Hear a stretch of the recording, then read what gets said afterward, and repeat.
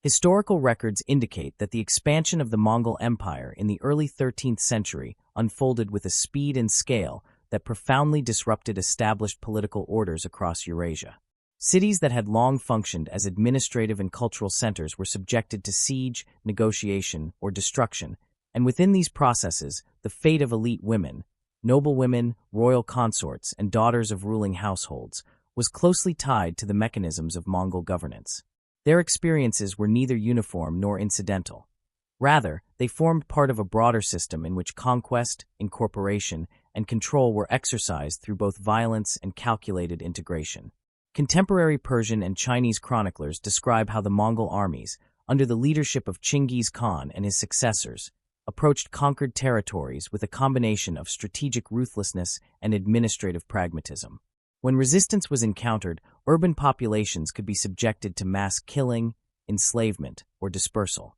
Within these accounts, references to the capture of ruling families appear frequently, suggesting that the seizure of noblewomen was not merely a byproduct of conquest, but a deliberate act with political implications. Surviving documents suggest that elite women were often separated from the general population at an early stage following the fall of a city. Chroniclers noted that individuals identified as belonging to ruling dynasties or aristocratic households were extracted and processed differently from ordinary captives. This distinction reflected the Mongol emphasis on hierarchical value.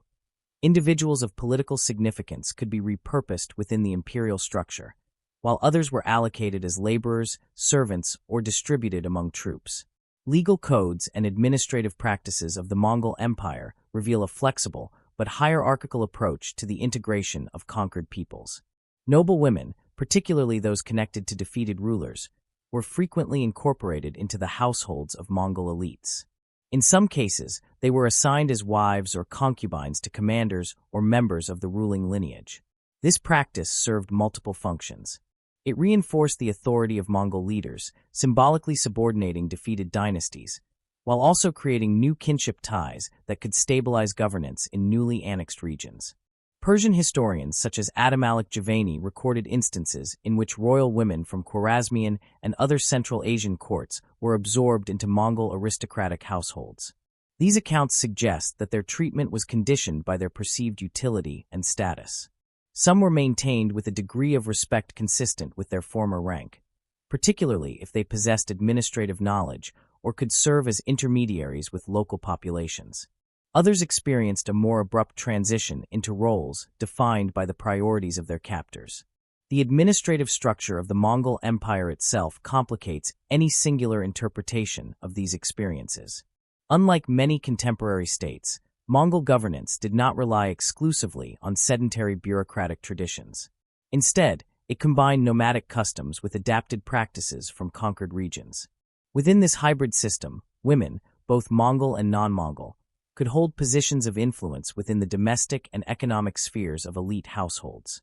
Surviving accounts indicate that Mongol noblewomen exercised authority over camps, managed resources, and sometimes acted as regents or political actors in their own right. For captured noblewomen, this environment created a complex set of possibilities and constraints. Some historical records indicate that women who entered Mongol households could attain a degree of security and even influence, particularly if they bore children or established stable positions within the household hierarchy. Their status, however, remained contingent upon their relationship to Mongol patrons and the shifting dynamics of court politics. At the same time, contemporary descriptions do not obscure the coercive nature of these arrangements. The initial stages of capture were often marked by displacement, loss of familial networks, and exposure to violence. Chroniclers writing from the perspective of conquered societies frequently emphasized the trauma associated with the loss of autonomy and the forced integration into foreign systems of power. While these accounts must be read with an awareness of rhetorical framing, they nonetheless reflect the profound dislocation experienced by elite women during periods of conquest. Chinese sources from the Jin and Southern Song dynasties provide additional context, describing how Mongol forces identified and appropriated members of ruling households during campaigns in northern China. In these accounts, noblewomen were sometimes relocated to Mongol-controlled territories, where they became part of the imperial household or were distributed among allied leaders. The logistical organization of such transfers suggests a level of administrative planning that extended beyond immediate wartime exigencies. Economic considerations also played a role in shaping the fate of captured noblewomen. The Mongol Empire, particularly during its expansionist phase, operated through a system of resource redistribution that included both material goods and human capital. Individuals with specialized skills, cultural knowledge, or political connections were valued as assets. Noble women, by virtue of their upbringing and education, could contribute to the management of estates, the transmission of cultural practices, and the negotiation of local alliances. In some cases, marriages between Mongol elites and women from conquered dynasties were formalized in ways that reflected both Mongol custom and local traditions. These unions could serve to legitimize Mongol rule in the eyes of subject populations, particularly in regions with strong dynastic identities. Historical records indicate that such arrangements were more likely in territories where long-term governance required a degree of continuity with pre-existing political structures. However, the variability of outcomes remains a defining feature of the historical record. Not all noblewomen were integrated into elite households. Some were distributed as part of the spoils of war, assigned to lower-ranking soldiers or administrators. Others were relocated to serve in domestic or labor capacities within the broader imperial network. The absence of detailed records for many individuals reflects both the limitations of contemporary sources and the hierarchical priorities of historical documentation. Chroniclers also noted instances in which noblewomen actively engaged with their circumstances, navigating the constraints imposed upon them to secure more favorable positions. While direct evidence of personal agency is often limited, indirect indications, such as the maintenance of cultural practices, the management of household affairs, or the influence exerted through familial networks, suggest that these women were not merely passive subjects of imperial policy. The broader context of Mongol expansion further illuminates the structural factors influencing these experiences. The rapid pace of conquest necessitated systems of governance that could adapt to diverse cultural and political environments. Incorporating members of local elites, including women, provided a mechanism for stabilizing newly acquired territories without relying solely on military force. This approach, while pragmatic, also reinforced the hierarchical order of the empire, positioning Mongol rulers at the apex of a complex network of subordinated groups. Surviving documents from the Ilkhanate and Yuan periods indicate that the descendants of such unions could occupy significant positions within the imperial framework. This suggests that the integration of noblewomen was not only a short-term strategy, but also a component of longer-term state formation. The blending of Mongol and local lineages contributed to the development of hybrid elites, whose identities reflected both conquest and adaptation. At the same time, the memory of these processes persisted within the historical narratives of conquered societies. Literary and historical works from Persia, China, and Eastern Europe often depict the capture and incorporation of noblewomen as emblematic of broader patterns of subjugation. These representations, while shaped by cultural and political perspectives, underscore the symbolic significance attributed to the fate of elite women during periods of upheaval. Archaeological evidence, though limited in its ability to reconstruct individual experiences, provides additional insight into the material conditions associated with Mongol elite households. Burial sites, artifacts, and architectural remains suggest a degree of continuity in the treatment of high-status individuals, regardless of origin. This material record aligns with textual accounts indicating that status, once recognized and repurposed within the imperial system, could confer certain privileges even in the aftermath of conquest. The convergence of these sources reveals a pattern in which the fate of noblewomen during the Mongol conquests was shaped by a combination of violence, pragmatism, and administrative logic. Their experiences cannot be reduced to a single narrative of victimhood or assimilation. Rather, they reflect the complex interplay between individual circumstances and the structural imperatives of empire. Surviving administrative records from the later phases of Mongol rule indicate that the incorporation of noblewomen into imperial structures became increasingly systematized as the empire transitioned from rapid conquest to sustained governance. In regions such as Persia under the Ilkhanate and China under the Yuan dynasty, the initial violence of invasion gradually gave way to more stable, though still hierarchical, political arrangements. Within these evolving systems, the presence of women from conquered aristocracies continued to serve both symbolic and practical functions. Persian chronicles describe how the Ilkhanid court maintained a diverse household composed not only of Mongol elites, but also of individuals drawn from the former ruling classes of the region. Noble women who had been taken during earlier campaigns could be found within these circles, where their roles were shaped by a combination of court protocol and personal circumstance. Contemporary accounts suggest that some of these women retained elements of their cultural identity, including language, dress, and religious practice, even as they adapted to the expectations of Mongol court life. Legal practices of the Ilkhanate reveal a degree of accommodation toward local customs, particularly in matters of marriage and inheritance. This flexibility extended to the treatment of elite women, whose status could be recognized within both Mongol and indigenous legal frameworks. Historical records indicate that in certain cases, marriages between Mongol rulers and women of Persian or Central Asian noble lineage were formalized in ways that acknowledged the prestige of both parties. Such arrangements could enhance the legitimacy of Mongol authority by linking it to established traditions of rule. At the same time, chroniclers noted that the hierarchy within Mongol households remained clearly defined. Women of Mongol origin typically occupied the highest ranks, with authority over domestic management, economic resources, and in some instances, political decision-making. Non-Mongol noble women, even those of high birth, were generally positioned below these figures. Their influence, while not negligible, was mediated by their relationship to the dominant lineage and their ability to navigate the internal dynamics of the court. Chinese sources from the Yuan dynasty provide further evidence of this structured hierarchy. Court records and official histories describe a complex system of ranks and titles assigned to imperial consorts and women within the palace. Noble women from conquered territories were sometimes incorporated into this system, receiving titles that reflected their position within the imperial household.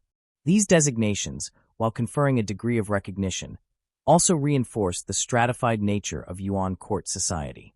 Economic documentation from the Yuan period indicates that women within the imperial household, including those of non-Mongol origin, could be associated with significant material resources. Estates, labor forces, and revenue streams were often assigned to elite women, enabling them to maintain households and participate in the economic life of the court. This allocation of resources suggests that their roles extended beyond symbolic representation to include active participation in the management of wealth and property. Despite these opportunities for integration, the underlying conditions of their incorporation remained shaped by coercion. The initial capture and relocation of noble women were rarely voluntary, and their subsequent positions within Mongol society were contingent upon the decisions of those in power. Contemporary observers, particularly those writing from the perspective of conquered populations, continued to emphasize the loss of autonomy inherent in these processes. Their accounts often frame the presence of noble women in Mongol households as a visible manifestation of political subjugation. In some instances, the integration of noble women contributed to the transmission of cultural practices across the empire. Historical records suggest that women from Persian, Chinese, and other backgrounds played a role in introducing elements of their native traditions into Mongol court life. This could include aspects of cuisine, clothing, artistic expression, and religious observance. Over time, such exchanges contributed to the development of a more cosmopolitan elite culture, particularly in the major administrative centers of the empire. The role of religion provides an additional dimension to these interactions. The Mongol Empire was characterized by a relatively high degree of religious tolerance, allowing for the coexistence of various belief systems within its domains. Noble women who entered Mongol households often brought with them their own religious affiliations, whether Islamic, Buddhist, Christian, or otherwise. Surviving documents indicate that some were able to continue their practices, sometimes even influencing the religious environment of the court. However, this tolerance did not eliminate the power imbalances inherent in the system. The ability of non-Mongol noble women to maintain their cultural and religious identities depended largely on their position within the household hierarchy and the broader political context. Periods of instability or shifts in leadership could alter these conditions, leading to changes in the degree of autonomy afforded to them. Accounts from Eastern Europe, particularly those describing the Mongol incursions into Kievan Rus, offer a different perspective on the fate of noblewomen in regions where Mongol control was less directly institutionalized. Chronicles from these areas often emphasize the immediate consequences of invasion, including the capture and displacement of elite families. While the long-term integration of noblewomen into Mongol structures is less clearly documented in these sources, there are indications that similar patterns of appropriation and redistribution occurred, albeit within a different administrative framework. The variability of these regional experiences highlights the adaptability of Mongol governance. In areas where direct rule was established, such as Persia and China, the incorporation of noblewomen into structured court systems was more pronounced. In regions governed through tribute and indirect control, the processes appear to have been less formalized, though still influenced by the broader practices of the empire. Genealogical records from the period provide further insight into the long-term implications of these dynamics. In several cases, descendants of unions between Mongol elites and women from conquered aristocracies can be traced within the ruling classes of successor states. These lineages often embodied a synthesis of cultural identities, reflecting both their Mongol heritage and their connections to earlier political traditions. Their presence within the elite strata of society suggests that the integration of noblewomen had enduring consequences for the composition of power. At the same time, the historical visibility of these women remains uneven. The majority of surviving sources were produced by male authors operating within specific cultural and contexts, and their accounts often prioritize political and military events over the detailed documentation of individual lives. As a result, the experiences of many noblewomen can only be reconstructed indirectly, through references to broader patterns and institutional practices. Nevertheless, certain figures emerge more clearly within the historical record, particularly those who attained positions of influence within the Mongol court. Their activities, as described in contemporary sources, illustrate the potential for agency within constrained circumstances. Some are noted for their involvement in diplomatic negotiations, the management of estates, or the patronage of religious and cultural institutions. These examples, while not representative of all experiences, provide evidence of the varied roles that noblewomen could occupy within the imperial system. The administrative logic underlying these practices reflects a broader characteristic of Mongol rule: the capacity to absorb and repurpose elements of conquered societies in ways that reinforced imperial authority. By incorporating members of local elites, including women, the Mongols were able to extend their influence beyond the battlefield and into the social and cultural fabric of their domains. This strategy, while effective in many respects, also contributed to the gradual transformation of the empire itself, as it absorbed the diversity of the regions it governed. Over time, the distinctions between Mongol and non-Mongol elites became increasingly complex, shaped by intermarriage, shared administrative responsibilities, and the evolution of court culture. Within this context, the descendants of captured noblewomen could find themselves occupying positions that would have been difficult to anticipate at the moment of conquest. Their identities, and the roles they played, were products of an imperial system that both imposed hierarchy and facilitated integration.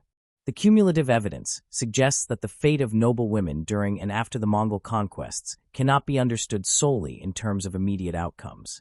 It must also be considered within the longer trajectory of imperial development, in which processes of coercion, adaptation, and incorporation were deeply intertwined. By the later 14th century, as the unified Mongol Empire had fragmented into regional khanates, the long-term consequences of earlier conquest practices continued to shape elite societies across Eurasia. Historical records from the Ilkhanate, the Chagatai Khanate, the Golden Horde, and the Yuan dynasty reveal that the integration of conquered aristocracies, including noblewomen and their descendants, had become embedded within the political and social fabric of these successor states. What began as a practice rooted in wartime appropriation evolved into a durable mechanism of elite formation. In Persia, post-Ilkhanid sources indicate that families descended from both Mongol and local noble lineages increasingly occupied administrative and military positions. Noble women who had been absorbed into Mongol households generations earlier often appear indirectly in genealogical records, their identities preserved primarily through their offspring and marital alliances. This pattern reflects a broader historiographical tendency in medieval sources, where women's political significance is frequently recorded through relational frameworks rather than individual narrative focus. Chinese Yuan documentation similarly illustrates how imperial consort families, including those of non-Mongol origin, became integrated into the broader governing elite. As the Yuan court stabilized its rule over China, the distinction between Mongol and Chinese aristocratic households became more administratively fluid in certain contexts. Surviving official histories suggest that some noblewomen and their descendants participated in court rituals, estate administration, and patronage networks that extended beyond ethnic boundaries, even as formal hierarchies remained in place. Legal codes from these successor states reveal that status was increasingly defined by institutional affiliation rather than solely by ethnic origin. Noble lineage, once disrupted by conquest, could be reconstituted through service to the state, marriage alliances, and recognition by ruling authorities. In this environment, the descendants of noblewomen captured during earlier campaigns could find themselves legitimized within new aristocratic structures, their origins acknowledged but no longer determinative of their social standing. At the same time, historical narratives composed in conquered regions continued to preserve a memory of displacement and loss. Chronicles from Persian, Russian, and Chinese traditions frequently return to the theme of elite households disrupted by invasion, with noblewomen symbolizing both the vulnerability and continuity of dynastic order.